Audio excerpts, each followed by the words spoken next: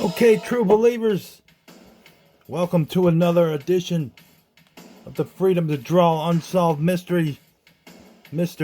I am your host, John. Today we have a missing persons case. That has been the bread and butter of this show. That's what we mainly do here.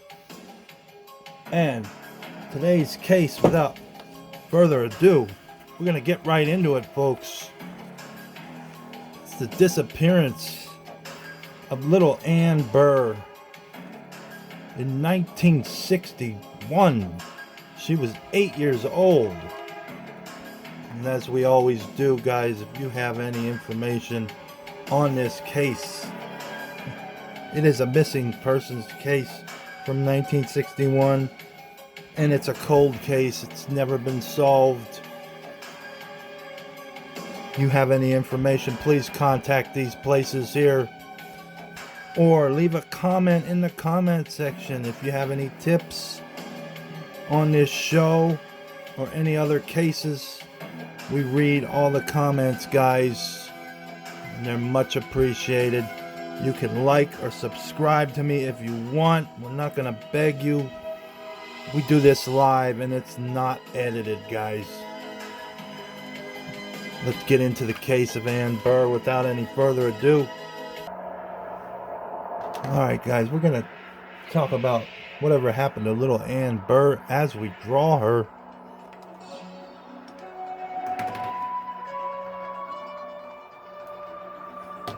We're going to tell you a little bit about her story.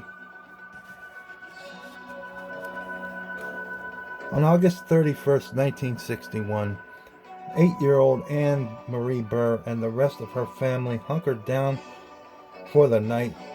Ann was the eldest of four, and her sister went to sleep in their upstairs bedroom that night instead of in the fort in the basement where the other two siblings spent the night. It was seemingly an ordinary night for the Burrs. Beverly, the mother, chained and locked the front door as she usually did before heading to bed herself. The only thing is, this was the least ordinary night for not just the Burrs, but the entire community in Tacoma, Washington. Why? Because the next morning, one of these girls was missing. The golden-haired, hazel-eyed Ann Marie simply vanished into the night, never to be found again.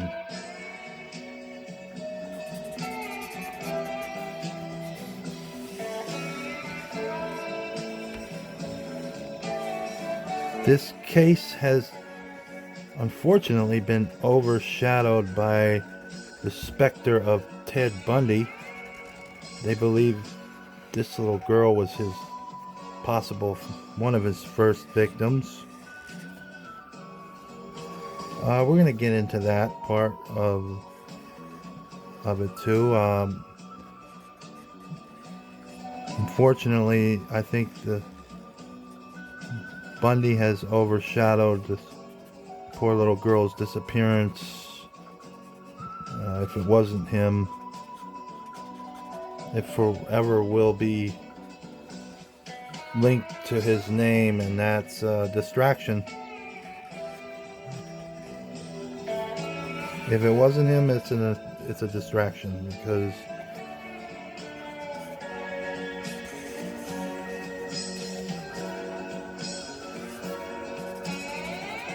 this was in 1961, guys. The perpetrator and the victim most likely would have been passed away by now. Maybe not the victim, but she would have been old.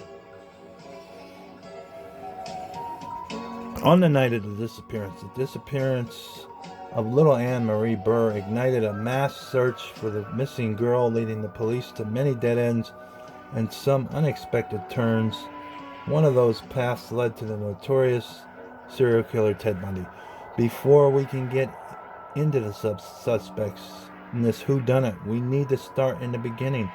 And it all began at the Burr family household, which sat near the 3000 block of North 14th Street in Tacoma, Washington. Ann Marie was sharing the bedroom with her 3-year-old sister, Mary, who had recently injured her arm. In the middle of the night, Ann Marie brought Mary to their parents' room to tell them that her cast was bothering her.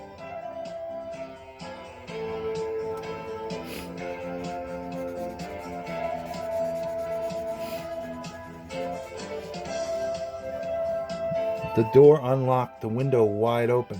Their parents, Donald and Beverly, told the girls to go back to their room, that she should be fine. Little did they know that it would be the last time they would ever see Ann Marie. In the morning at about 5:30 a.m., Beverly went into the girls' room and saw that Ann Marie wasn't in her bed. Bizarrely, there was no sign of a struggle. Now, could this child have went with the abductor because they gave her a clever ruse? And who was notorious for giving clever ruses? None other than Ted Bundy. Now, he would have been 14 years old. My opinion is I think he was too much of a coward to start with this bold of a case. I mean, because she had to have been killed, because she's never been seen or heard of again. If this was his first case, but then again, maybe it wasn't his first case. Maybe this was one of the earlier ones. He may have done a little girl or two before this one. Now, he did live 5 blocks away from where this little girl lived.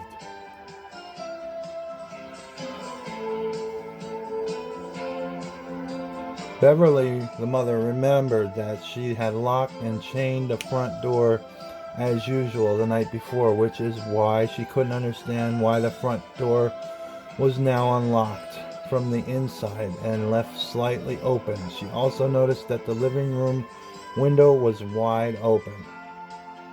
Did little Ann Burr climb out? That window was usually left only a tad open to accommodate the TV antenna wire, so the fact that it was wide open was notable. Then there was the garden bench in the backyard that had been moved under the open window. Did Ann Marie climb out of the window of the living room in the middle of the night? Donald and Beverly recalled hearing the dog Barney, a black Cocker Spaniel, barking that night, but dogs sometimes bark. They didn't think much of it. If anything, they figured the heavy rainstorm scared the dog. Ann Marie's mother, Ann Marie's other brother and sister, who were sleeping in the fort that they built in the basement, did not hear anything, and they slept soundly through the night.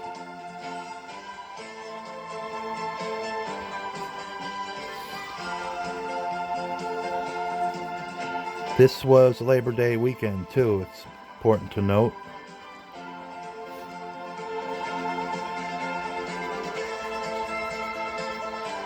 The parents frantically searched the house, opening every door, looking in every nook and cranny, checking under the beds, and nothing. So they called the police. Meanwhile, they were thinking of every possible scenario.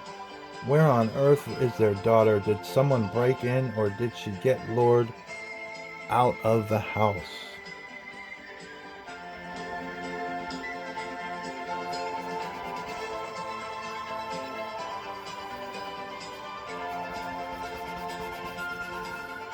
The day before was Wednesday, August 30th, 1961. At the start of the Labor Day weekend, there was unusually warm weather passing through the Pacific Northwest. Beverly, 33, spent the day getting her 4 kids ready for the approaching school year at Grant Elementary, the same school Beverly went to as a child.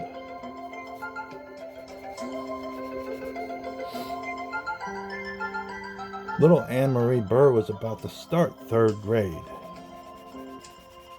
when she went missing.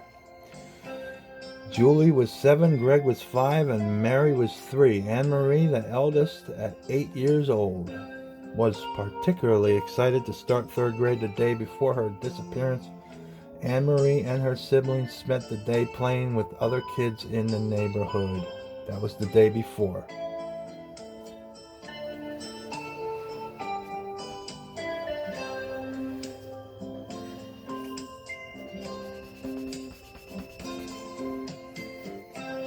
Ann Marie was invited to have a sleepover at a friend's house, but Beverly wanted her home to prepare for the beginning of school. Greg and Julie were allowed to spend one last night in their makeshift fort in the basement. Julie and Ann Marie usually shared the bedroom, but for this night, Mary moved into Ann Marie's room for that night. So it's important to note that there was another girl sleeping right next to her when the child was maybe abducted, maybe the child snuck out of the house herself. We still don't know. But there was someone sleeping right next to her, which makes this case even more mysterious. A storm swept that city that night. Beverly recalled being exhausted from the warm weather and didn't sleep well. Both she and Donald said they thought they had heard noises in the yard that night at about 11 p.m. Beverly locked up the house. Donald, in the meantime, put Barney, the dog, on the landing between the kitchen and the back door. That night, the storm swept the city.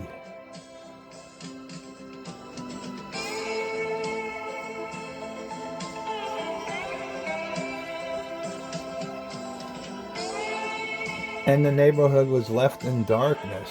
Trees blew down, lights went out. The next morning, Ann Marie was gone.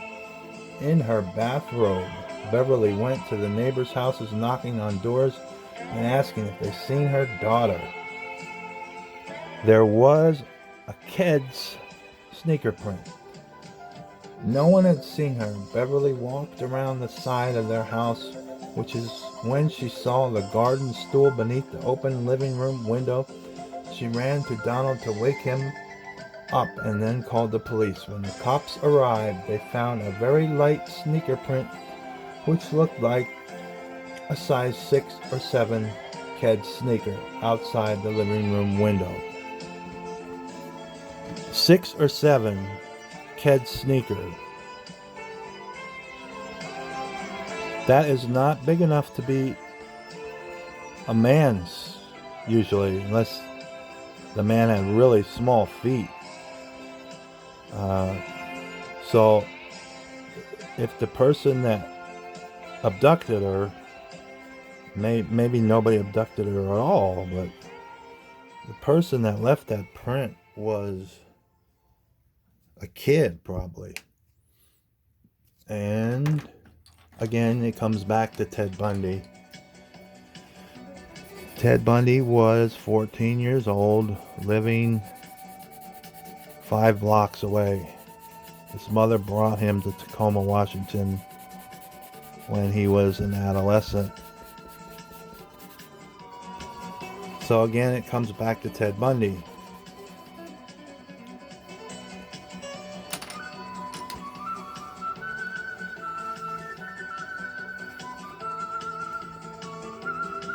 Maybe it was a girl that abducted him. Maybe it was a woman. Women could wear size 6 or 7. My wife wears a 6 or 7. But women don't wear kids, do they? I don't know. This was 1960. Like I say always, I just draw them. I don't solve them.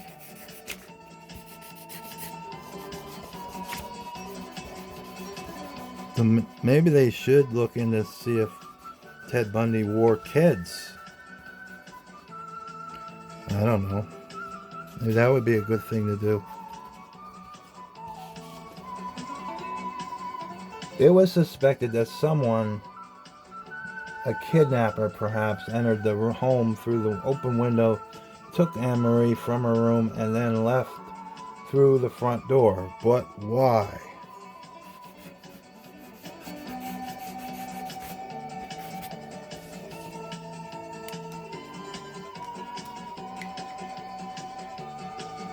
A peeping Tom was hanging around in the neighborhood.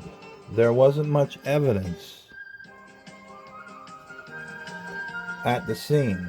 Aside from the shoe print, investigators found a strand of red thread that was stuck inside the window jamb. The cops went door to door asking neighbors if they saw anything, and it turns out that the Burrs' neighbors reported seeing someone in their yard. The person was seen peeping into windows a few days prior to Ann Marie's disappearance. The front page of that day's first edition newspaper, the Tacoma News Tribune, was a story about the night storm. Half an inch of rain had fallen and hundreds of people lost their power. They waited for a ransom call. There also was a small last-minute piece inserted about Ann Marie's disappearance. The paper reported that 8-year-old Ann Marie Burr of 3009 North 14th Street, Tacoma, went missing from her bed earlier that morning. It was also reported that she may be possible victim of amnesia. The police got comfortable in the Burrs' basement with a phone set up, hoping to record a potential ransom demand from the assumed kidnapper, but no such call was ever made. If it was Ted Bundy, then there would never have been a ransom call, because he just his MO was kidnap, fulfill his sexual fantasies, and then kill them.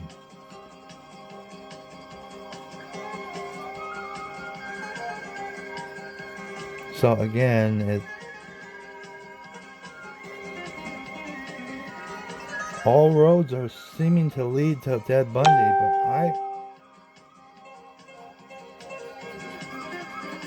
I don't know. I just don't think it was him.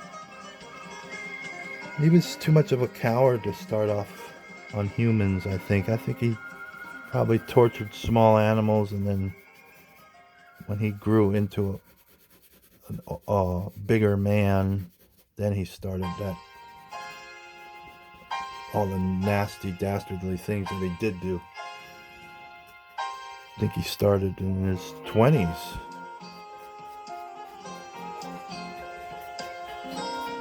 I don't think he was doing this at 14.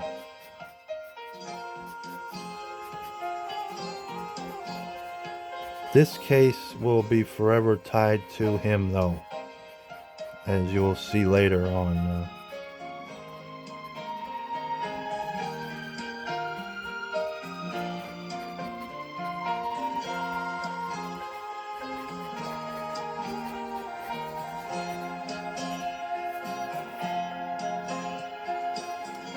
Front page news. The newspaper second edition of that day included a longer story and a photo of Ann Marie. This photo that you see here. She was wearing a paper lel she won at a summer fair, as well as a headband, a blouse with short sleeves, and pedal pushers. The front page headline read, "Parents Seek Missing Child."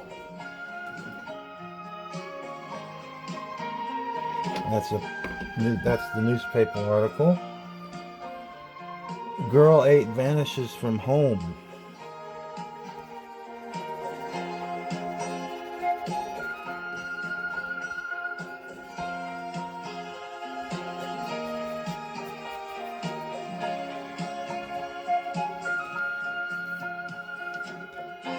Chief Hager calls for a wide hunt. Her disappearance was classified as a kidnapping from the get-go, which in most cases involved a ransom. So why wasn't anyone calling to ask for money? And why the Burr family?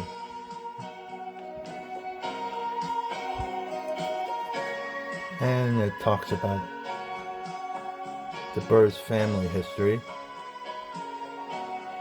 Kidnapped capital of the West. North Tacoma was a humble neighborhood with tidy houses. The Burr house was a brick English-style bungalow built in 1934, but Tacoma had an unflattering nickname, the kidnapped capital of the West. In 1935, 3 years after the notorious Limburg kidnapping, 9-year-old George Weyerhaeuser was kidnapped. The son of timber baron John Philip Weyerhaeuser, George was taken off the street in broad daylight.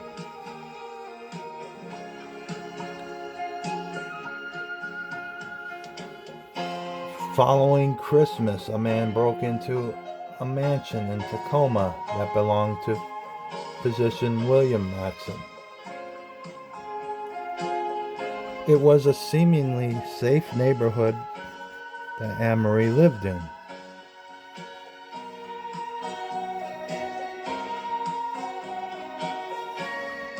But it was also a seemingly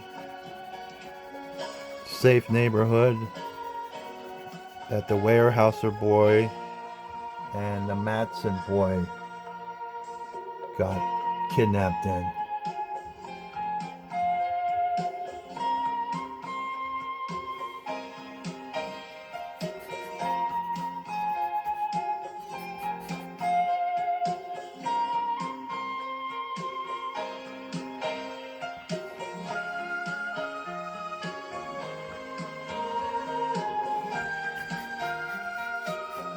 So in Tacoma, they had a slew of oddballs, psychos, and half-wits. Sex perverts, lesbians. They were all in this area of Tacoma.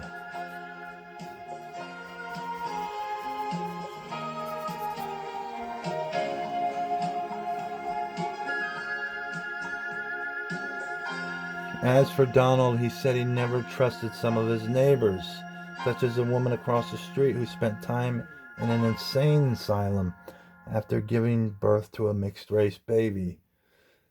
There was his other male neighbor who liked to sunbathe in the nude. The neighborhood kids would visit him because he gave them candy. No wonder Burr didn't trust him.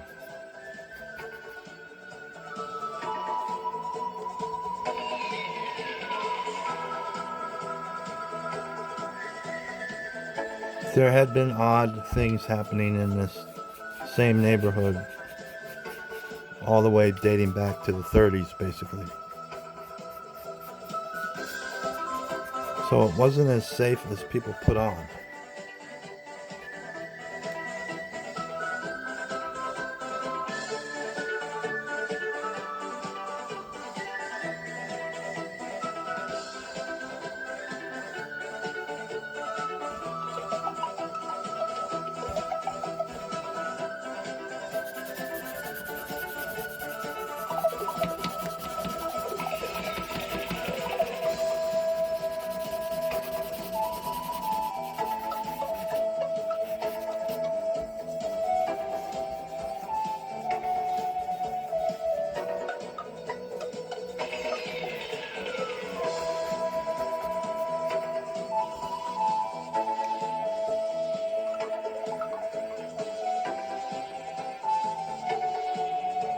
Could the other Burr daughter, a little girl named Deborah, be the intended kidnappee? Deborah's father, Donald F. Burr, was an architect who lived in a nearby Lakewood. He and his wife had a messy divorce, which led detectives to wonder for a while if the wrong girl really had been taken in custody dispute. But that wasn't the case. The kidnapping left police baffled. Investigators questioned sex offenders in the areas, but they started to speculate that Ann Marie might have known her abductor.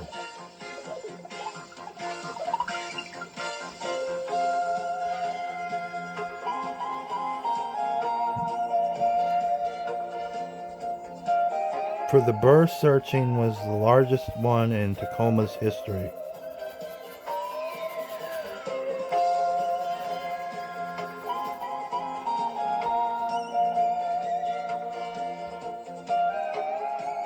They offered a $5,000 reward for any information.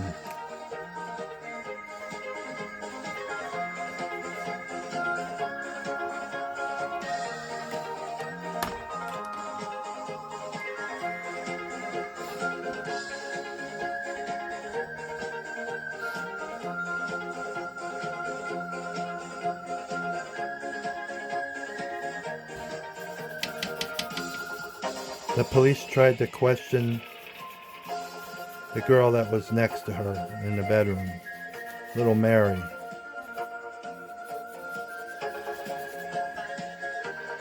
Toddler was simply too young to remember or articulate if she had seen anything. The biggest problem was the lack of evidences and the lack of witnesses. In this case, there were no fingerprints, no ransom, no weapons, and no body. All they had was a single thread and a shoe print.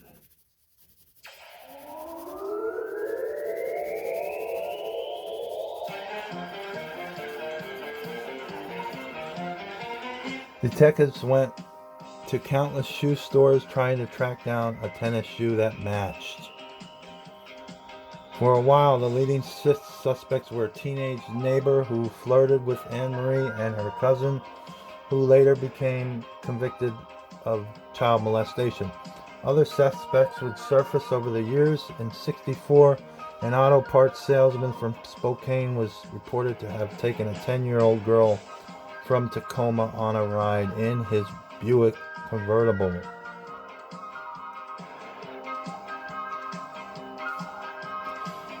Fake confession letter. Strangely enough, she was dropped off a few days later, safe and sound. The man, however, shot himself as soon as the FBI pounded on his door. In Portland, Oregon. A year later, a prison inmate in Oklahoma wrote a letter to the Burrs. The prisoner claimed that he and a friend of his were picking beans on an Oregon farm when they took Ann Marie. The Burrs gave the letter to the police, and the prisoner was flown to Oregon, and the reference field was dug up. Nothing was found.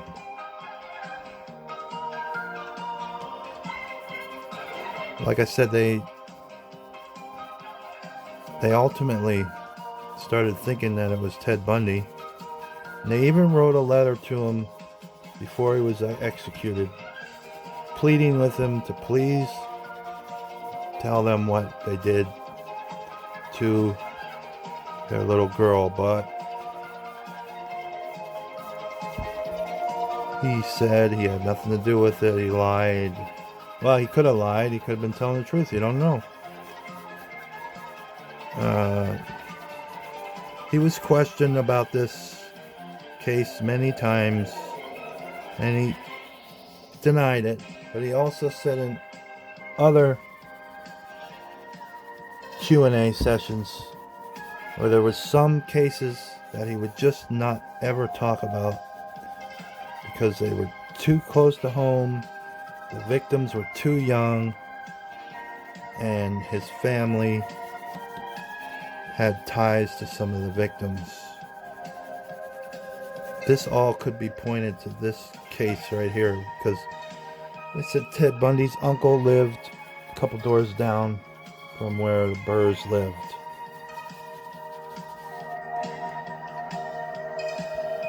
People think he did it.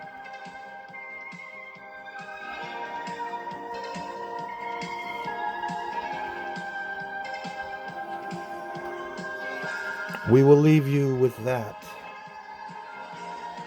Could it have been Ted Bundy, who was a paper boy at the time of her disappearance.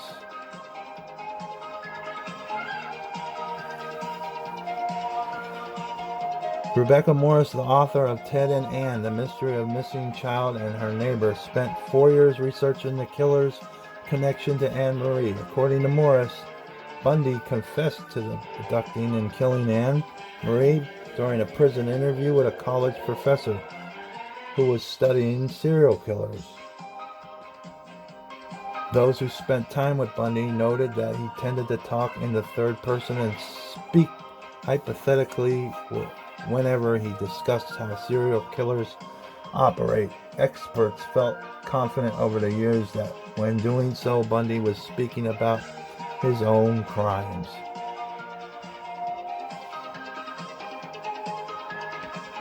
He spoke in the third person. Bundy believed that speaking in the third person protected him from being prosecuted for any other crimes he wasn't technically admitting to based on the stories. It definitely is in the realm of possibility that he began killing people in the 60s.